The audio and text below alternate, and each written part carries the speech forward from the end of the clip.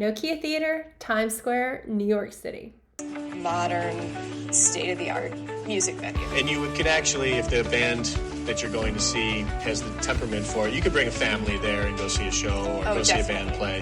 Yeah, it's one of those kind of things. Definitely. Midtown. Great. Christina Block, thank you very much. Nokia Theater, Times Square.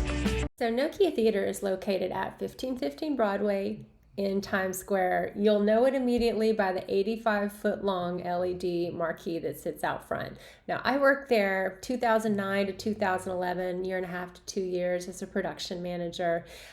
It opened on September 19th, 2005 as Nokia Theater. In 2010, while I was working there, it transitioned to the Best Buy Theater.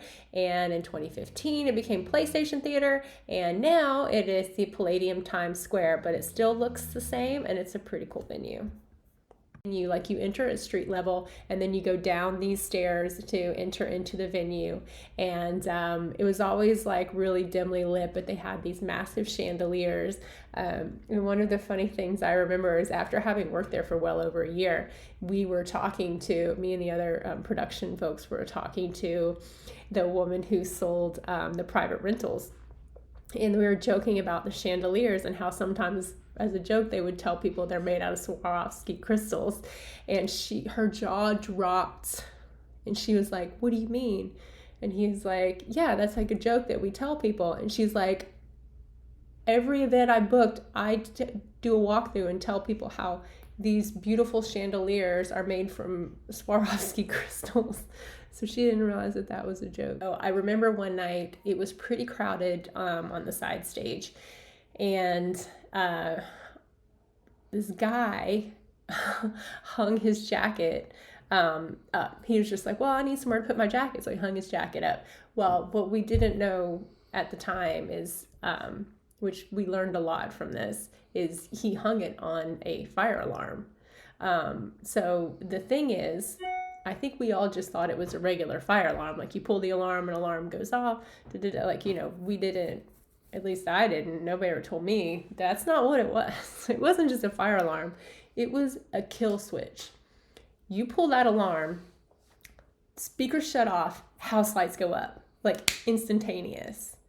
And it's so abrupt and so shocking.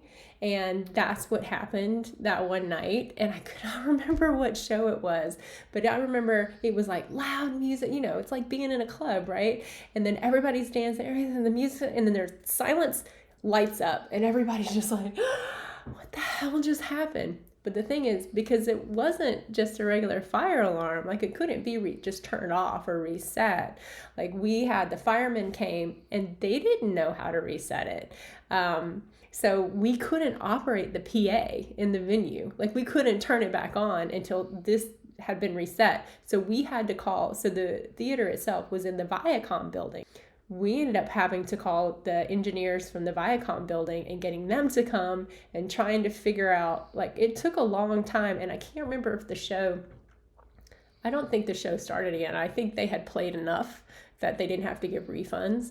And I think that was just the end of the night. But I just remember, because the dude was backstage. He was friends with the band, and the dumbass hung his coat on what turned out to be a fire alarm, but a kill switch.